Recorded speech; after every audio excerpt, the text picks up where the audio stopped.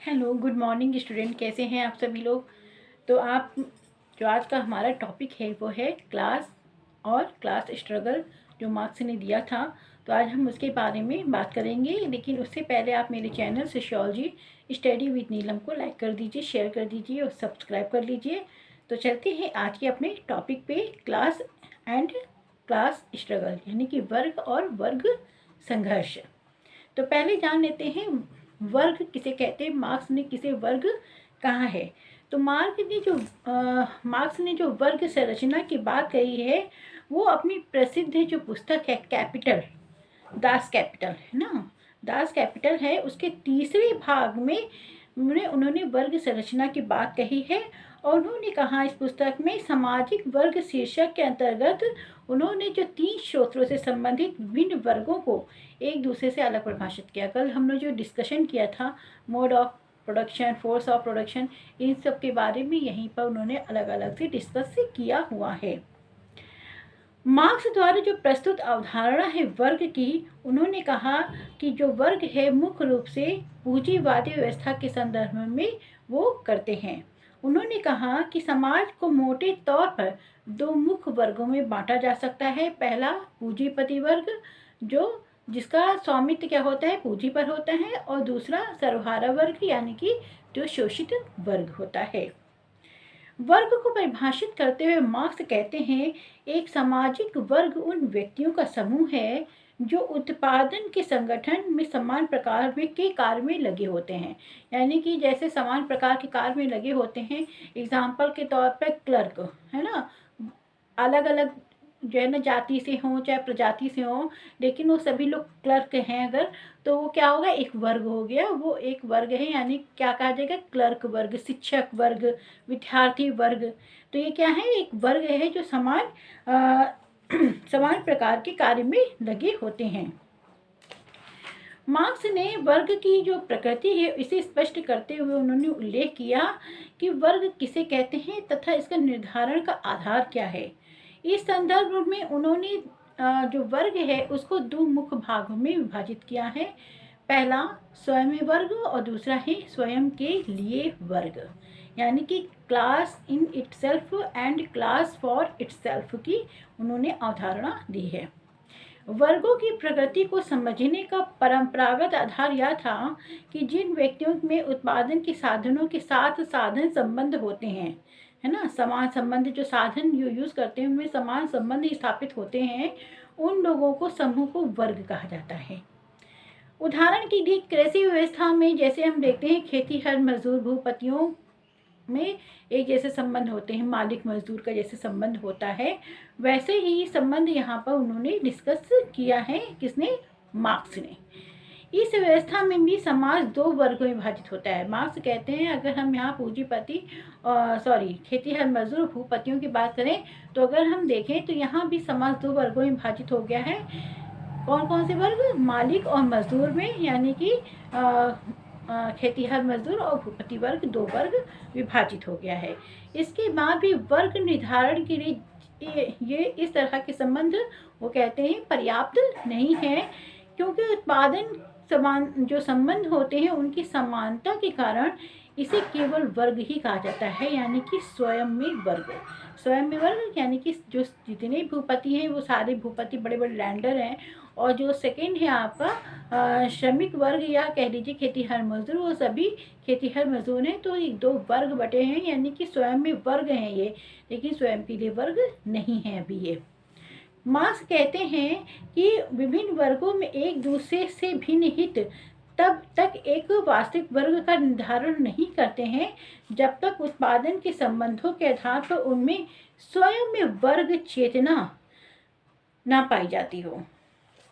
समान शब्दों में जब हम बात करते हैं कि जब 2 वर्ग अपने पृथक हितों को उत्पन्न करके एक वर्ग चेतना विकसित कर लेते हैं, तब इसे कहा जाता है स्वयं के लिए वर्ग। यानी कि जो इनमें अगर चेतना विकसित हो गई कि ये जो भूपति हैं खेतीहर मजदूर आपस में एक समान ये करने की हमारी आय भी इतनी ही है, समान है, और हमारा शोषण भी एक समान है, इस तरह की जब चेतना विकसित हो जाती है तब उसे कहा जाता है स्वयं के लिए वर्ग, यानी हमने स्वयं के लिए अपने वर्ग का निर्माण कर लिया क्योंकि वर्ग चेतना विकसित हुई है।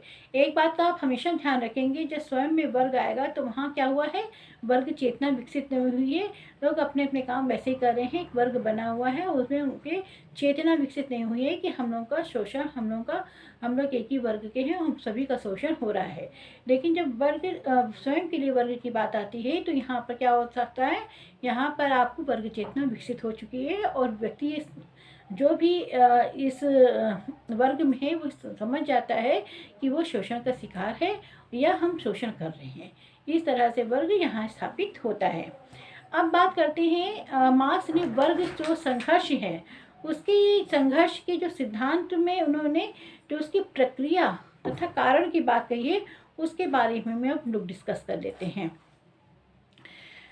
वर्ग संघर्ष की जो बात है वो कहते हैं कि वर्ग संघर्ष के जो सिद्धांत में मार्क्स ने सामाजिक वर्ग की अवधारणा तथा वर्ग संघर्ष की सार्वभौमिकता यानी कि सभी जगह पाया जाने वाला ऐतिहासिक आधार पर स्पष्ट करते हुए पूंजीवादी व्यवस्था में वर्ग संघर्ष की प्रक्रिया तथा इसके कारणों को विस्तार से स्पष्ट करने का मतलब स्पष्ट किया है या प्रस्तुति किया है। पूंजीवादी व्यवस्था में थोड़े पूंजीपतियों द्वारा श्रमिकों के एक बड़े वर्ग का मनमाना शोषण किया जाता है और जब ये मनमाना शोषण और इस मनमाने शोषण पूंजी तथा उत्पादन के साधनों पर अपने स्वामित्व के कारण राजनीति पर भी इनका समान अधिकार होता है। ये मीन्स ये है कि यहाँ पर मार्क्स कहते हैं कि जो पूंजीपति वर्ग है वो अपनी जो पूंजी है उसके दम पर आर्थिक रूप से तो संपन्न होता ही है, लेकिन इसी की दम पर वो क्या करता है कि राजनीतिक प्रभुत्व स्थापित कर लेता है और जो स्टेट होता है जो इस पर अंकुश लगा सकता है उसको भी वो क्या कर लेता है, कंट्रोल में कर लेता है। वो कंट्रोल करता है, जो पूंजीपति वर्ग है वो भी स्टेट को कंट्रोल करता है और जो श्रमिक वर्ग है इनका मनमाना शोषण करता है। उनके द्वारा जो सिद्धांत प्रस्तुत किए गए हैं मार्क्स के द्वारा जो वर्ग संघर्ष का जो सिद्धांत प्रस्तुत किया गया है उन्होंने उनमें निम्नलिखित जो दशाएं हैं उसको स्पष्ट किया है। तो उन दशाओं को हम एक एक करके देख लेते हैं। पहला वो बताते हैं सर्वहारा वर्ग का जो विकास है ना। उन्होंने कहा पूंजीपति जो व्यवस्था में वर्ग संघर्ष की जो पहली दशा है सर्वहारा वर्ग के विकास से आरंभ हो जाती है। मार्क्स कहते हैं कि स्थान पर बड़ी मात्रा में उत्पादन होने से श्रमिकों की एक भीड़ एकत्रित हो जाती है जिससे सभी एक दूसरे के अपरिचित होते हैं, यानी कि जानते नहीं। जैसे आप जाते हैं कहीं पर काम करने के लिए, कोई कंपनी हो सकती है, कोई फैक्ट्री हो सकती है, जब आप जाते हैं तो आप पहले से तो एक दूसरे को जानते ही नहीं है ना, अपरिचित होते हैं। वही ये बात मार्क्स यहाँ पर कह रहे हैं। लेकिन मजदूरी के प्रश्न करें लेकर बैठे तो उनके विचारों में एकता पैदा करने के कारण वे आपस में संयुक्त होने लगते हैं। अगर मजदूरी नहीं दे रहे हैं, कम मजदूरी दे रहे हैं, अधिक काम ले रहे हैं तो इस विचारों में उनमें संयुक्तता यानी कि एकता पैदा होने लगती है। और ये एकता अथवा उद्देश्य एक दूसरे से अपनी प्रतियोगिता को रोकना और दूसरी और पूंजीपति वर्ग से प्रतियोगिता करने के लिए स्वयं को संगठित करना। यानी कि ये लोग आपस में जब ये समझ जाते हैं कि हमारा जो वर्ग है वो कहीं ना कहीं शोषण का शिकार है, हम लोगों को समान आय मिलती है, तो वो एक दूसरे से अब प्रतियोगिता नहीं कर रहे हैं बल्कि किससे प्रतियोगिता कर रहे हैं, अब पूंजीपति वर्ग से प्रतियोगिता इनकी शुरू हो जाती है। और यही धीरे धीरे सर्वहारा वर्ग में वर्ग चेतना का कारण बन जाती है। आगे वो कहते हैं संपत्ति के महत्व को बात करते हुए मार्क्स कहते हैं कि समाज में वर्गों का जो निर्धारण है उत्पादन के साधनों के साथ व्यक्तियों द्वारा स्थापित होने वाले संबंधों के आधार पर भी की जाती है। इसे स्पष्ट करने के लिए मार्क्स कहते हैं कि किसी भी समाज की एक महत्वपूर्ण विशेषता उसके संबंधित संपत्ति का विशेष रूप है, क्योंकि व्यक्तियों के व्यवहार काफ़ी सीमा तक संपत्ति के साथ स्थापित होने वाले संबंधों के आधार पर ही निर्धारित होते हैं। आर्थिक पुरस्कार के वितरण से संबंधित असमानताएं उस समय टूटने लगती हैं जब शोषित वर्ग में एक वर्ग चेतना तथा वर्ग संघर्ष की भावना उत्पन्न होने लगती है। वो कहते हैं कि अगर किसी के पास बहुत ज़्यादा संपत्ति और किसी के पास संपत्ति नहीं है, संपत्तिहीन है, तो क्या होगा, वहाँ पर वर्ग चेतना के द्वारा यहाँ पर वर्ग संघर्ष की स्थिति बननी शुरू हो जाती है। आर्थिक जीवन से राजनीतिक शक्ति का प्रादुर्भाव में कहते हैं, वो मार्क्स बोलते हैं कि राजनीतिक शक्ति एक बड़ी सीमा तक एक वर्ग द्वारा दूसरे वर्ग का शोषण करने के लिए संगठित शक्ति की तरह है। मैंने बताया ना अभी पहले, जो पूंजी होती है, मार्क्स कहते हैं कि ये पूंजी, जो आर्थिक पूंजी होती है, वो स्टेट को भी कंट्रोल कर लेती है, जिससे वो श्रमिकों को मनमाना शोषण करते हैं। वही बात ये मार्क्स यहाँ पर बोल रहे हैं। वो कहते हैं कि पूंजीपति वर्ग राज्य का उपयोग अपने हितों की सुरक्षित रखने और श्रमिकों का आर्थिक शोषण करने के लिए करता है। और जो पूंजीपति वर्ग है, ये राज्य का जो उपयोग है एक साधन के रूप में करने लगता है। किसके लिए? श्रमिकों का शोषण करने के लिए। वो मनचाहे तरीके से कानून पास कराता है, खुद बच निकलता है, और उनका जो मनमाना शोषण है वो श्रमिकों पे बढ़ता जाता है। यह सभी दशाएं श्रमिकों के जो वर्ग है उसमें शोषण में वृद्धि करती जाती हैं। आगे वो वर्गों की ध्रुवीकरण की बात करते हैं। वो कहते हैं कि इन जो दो प्रमुख वर्ग हैं, यानी कि सर्वहारा वर्ग और बुजुर्गवा वर्ग, तो कहते हैं इन दोनों वर्गों के अतिरिक्त समाज में जो छोटे पूंजीपति और छोटे छोटे श्रमिक संगठन होते हैं उनका भी विकास होता है। ऐसे नहीं है कि मतलब कि एक बहुत बड़ा हो गया, एक बिल्कुल हीन हो गया, इनके बीच में भी बहुत कुछ होता है। वो कहते हैं जो इनके बीच में होते हैं, जो छोटे छोटे पूंजीपति वर्ग होते हैं या अन्य जो श्रमिक संगठन हैं, उनका भी विकास होता रहता है। लेकिन धीरे धीरे संपूर्ण समाज केवल पूंजीपति वर्ग और सर्वहारा वर्ग में विभाजित हो जाती है। वो कहते हैं, मार्क्स कहते हैं कि जैसे जैसे पूंजीपति और श्रमिक वर्ग में वर्ग चेतना एक दूसरे के प्रति विरोध बढ़ने लगता है, जब में वर्ग चेतना का विकास होता है तो वे एक दूसरे के प्रति विरोध प्रकट करने लगते हैं, एक दूसरे का विरोध करने लगते हैं। तब छोटे छोटे पूंजीपति जो व्यवसायिक वर्ग होते हैं, प्रतिस्पर्धा न कर पाने के कारण अपनी संपत्ति से वंचित होकर स्वयं भी सर्वहारा वर्ग का अंग बदलने लगते हैं। हम जानते हैं ना कि जो हमारी अर्थव्यवस्था होती है, पूंजीवादी अर्थव्यवस्था होती है, जो हम लोग की आजकल की अर्थव्यवस्था चल रही है, उसमें क्या होता है, जो छोटे बड़े बड़े जो फर्म होते हैं उनका बाजार पर एकाधिकार हो जाता है। जब बाजार पे एकाधिकार इनका हो जाएगा तो छोटे छोटे वर्ग, जो छोटे छोटे पूंजीपति हैं या व्यवसायिक वर्ग हैं, वो क्या होंगे, उनका विघटन हो जाता है। तो ये जो विघटन हो जाएगा तो ये जो छोटे छोटे पूंजीपति हैं, इनकी अपनी संपत्ति होती है, वो संपत्ति कहीं ना कहीं ख़त्म हो जाती है। तब ये इसमें मिल जाते हैं आकर, सर्वहारा वर्ग में मिल जाते हैं आकर।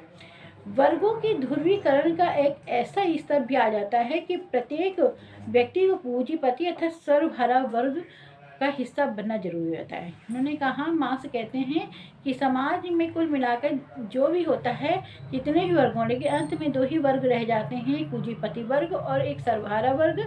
और अंत में जो जितने भी ऊपर या नीचे के बीच जो भी हैं आपके, जो छोटे छोटे पूंजीपति हैं या कामगार हैं या जो भी श्रमिक संगठन हैं, उनको अंत में निर्णय लेना पड़ता है कि वो किस वर्ग में जाएं, सर्वहारा वर्ग में या पूंजीपति वर्ग में, किसी एक वर्ग में उनको जाना पड़ता है। ये आवश्यक शर्त हो जाती है।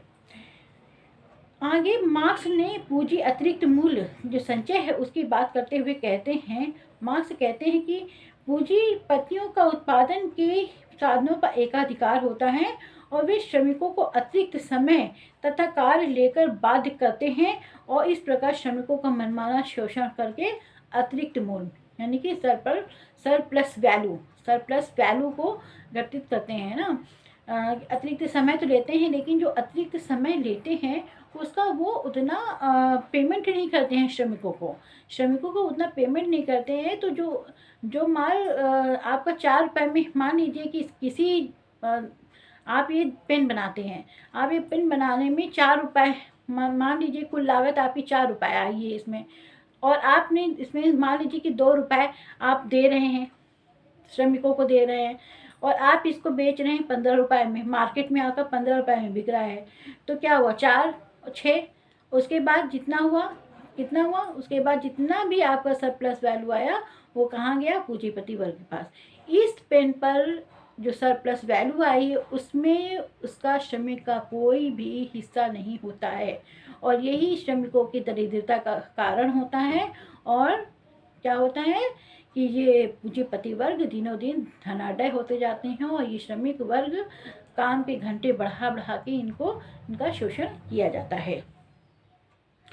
आगे वो बोलते हैं, मार्क्स कहते हैं कि जैसे जैसे श्रमिकों के शोषण में वृद्धि होती है, सर्वहारा वर्ग में निर्धनता बढ़ती जाती है। मार्क्स ने कहते हैं कि उत्पादन के प्रत्येक उस तरीके में जिसमें मनुष्य के द्वारा उनका शोषण किया जाता है, उसमें सामाजिक उत्पादन का वितरण इस तरह से किया जाता है कि समाज के अधिकांश लोग, शारीरिक श्रम करने वाले लोग की जीवन की बुनियादी आवश्यकताएं ही पूरी नहीं हो पाती। यानी कि उतना इनको कम वेतन दिया जाता है कि उनकी जो मूलभूत आवश्यकताएं हैं वो ही पूर्ण नहीं हो पाती हैं। दूसरी ओर जो अल्पसंख्यक वर्ग है, यानी कि जो बुजुर्गा वर्ग है, जो पूंजीपति वर्ग है, वो उत्पादन के साधनों पर इनका स्वामित्व होता है और सरप्लस वैल्यू उन्हीं के पास होती है। तो क्या करते हैं, ये वैभव और विलासितापूर्ण जीवन व्यतीत करने हैं, है ना, क्योंकि उनके पास पैसा हो गया और धनाढ्य से धनाढ्य हो गए, तो जो पैसा होगा तो क्या होगा, ये विलासितापूर्ण जीवन व्यतीत करते हैं ये लोग। और ये निर्धनता उत्पादन की कमी के कारण पैदा नहीं होती है, बल्कि जो ये पूंजीपति वर्ग हैं इनकी शोषण के कारण पैदा होती है, क्योंकि वो सरप्लस वैल्यू में कुछ देते ही नहीं है उनको, और काम के घंटे अधिक होते हैं, वेतन कम होता है, जिसके कारण जो श्रमिक वर्ग है वो धीरे धीरे उनका शोषण का शिकार होता है और निर्धनता का कारण यहाँ पर बन जाता है। ये बात करते हैं, कौन करते हैं, मार्क्स करते हैं। वो कहते हैं कि श्रमिकों का आर्थिक शोषण तथा कार्य करने की अमानवीय दशाएं श्रमिकों को एक ऐसी मानसिक दशा को विकसित करती है जिसे मार्क्स अलगाव का नाम देते हैं। उनके अनुसार पूंजीवादी समाज में श्रमिकों में पैदा होने वाला अलगाव बढ़ जाता है, जिससे उन्हें काम करने के लिए अर्थपूर्ण और रचनात्मक अवसर नहीं मिल पाते। एक मशीन बन जाते हैं, उनमें अपना कोई बौद्धिक जो एक तकनीक है उसका वो योगदान नहीं कर पाते कि आगे वो और भी बहुत कुछ कर सकते हैं। तो एक मशीन की तरह हो जाते हैं, धीरे धीरे उनको अपने काम से, अपने स्वयं से अलगाव होने लगता है। श्रमिकों के काम की दशाएं बहुत असुरक्षित होने के कारण ही अपने काम के प्रति उनमें निराशा और विमुखता पैदा होने लगती है। उत्पादन की व्यवस्था में श्रमिकों की धारणा प्रबल होने लगती है कि वे अपनी दशाओं में कोई परिवर्तन नहीं कर सकते, यानी वो अपने भाग को वो सब कुछ भाग पे छोड़ देते हैं। वो सोचते हैं कि उनका किस्मत, उनका भाग्य यही है और वो उसको परिवर्तित नहीं कर सकते हैं, उनको यही काम करना है। मार्क्स के अनुसार आरंभ में अलगाव की दशा में श्रमिक अपने शक्तिहीन और असमर्थ मानने लगते हैं, लेकिन बाद में यही जो श्रमिक है संगठित होने लगता है और उनमें वर्ग चेतना का विकास आरंभ हो जाता है। आगे वो वर्ग एकता की वृद्धि में बात करते हुए कहते हैं कि श्रमिक वर्ग में वर्ग चेतना बढ़ने से पूंजीपति तथा श्रमिक वर्ग में आंतरिक रूप से अपने आप को अधिक संगठित करने का प्रयत्न करने लगते हैं, जिससे वर्ग संघर्ष और अधिक गहरा होने लगता है। यानी कि श्रमिक वर्ग उधर अपने आप को संगठित करके, एकता पैदा करके जो विरोध है, वह पूंजीपति वर्ग का विरोध है, उसके प्रति विरोध प्रकट करने लगता है कि उनके जो दशाएं, काम की दशाएं वो अच्छी नहीं है, उनका वेतन अच्छा नहीं है। दूसरी ओर जो पूंजीपति वर्ग है वो भी धीरे धीरे सभी पूंजीपति वर्ग अपने आप को संगठित होने लगते हैं। तो क्या होगा, जब पूरा समाज इस तरह से दो वर्गों में विभाजित हो जाएगा तो जो वर्ग संघर्ष की तीव्रता है वो बहुत अधिक गहरी हो जाती है। वो कहते हैं कि उत्पादन बढ़ने के लिए जैसे जैसे नई मशीनों के उपयोग में वृद्धि होती है, श्रमिकों के लिए जीविका उपार्जन का काम उतना ही कठिन हो जाता है। इन दशाओं में सर्वहारा वर्ग पूंजीपतियों के विरुद्ध अधिक संगठित होने लगते हैं। उनके द्वारा मजदूरी बढ़ने की मांग जोर पकड़ने लगती है। अनेक स्थानों पर अधिकारों की मांग के कारण संघर्ष की भावना प्रबल होने लगती है और इस प्रकार मार्क्स मानते हैं कि ये सभी जो दशाएं हैं मिलकर एक ऐसी वर्ग एकता को उत्पन्न करती हैं जिससे क्रांति की पृष्ठभूमि तैयार हो जाती है। क्रांति की बात करते हुए मार्क्स कहते हैं कि अंततः जब वर्ग संघर्ष एक निर्णायक बिंदु पर पहुंच जाता है तब सत्ता वर्ग में विघटन की प्रक्रिया आरंभ हो जाती है। इस समय सत्ता वर्ग का एक छोटा हिस्सा पूंजीपतियों के प्रभाव वाले वर्ग को अलग करके क्रांतिकारी वर्ग में मिल जाता है। यानी कि जो छोटे छोटे पूंजीपति वर्ग थे वो अब कहाँ मिल गए, अब वो पूंजीपति को छोड़कर अब सर्वहारा वर्ग में जाकर मिल गए। जिस प्रकार आरंभिक स्तर पर सत्ता वर्ग पर एक पूंजीपतियों के साथ रहता है, उसी तरह क्रांति की दशा में सत्ता वर्ग का एक वैचारिक आधार पर श्रमिकों द्वारा किए जाने वाले ऐतिहासिक आंदोलन का समर्थन करने लगता है। लेकिन जो उसमें बौद्धिक लोग होते हैं, कुछ लोग, वो क्या करते हैं, वो भी इनका समर्थन करना आरंभ कर देते हैं। इस प्रकार क्रांति वर्ग संघर्ष का आवश्यक परिणाम हो जाता है और इसी के फलस्वरूप पूंजीवादी जो संरचना है, एक नई सामाजिक संरचना का निर्माण होता है, जिसे उन्होंने कहा है साम्यवादी वर्ग। साम्यवादी जो अधिनायकवाद है, उसको उन्होंने नाम दिया है।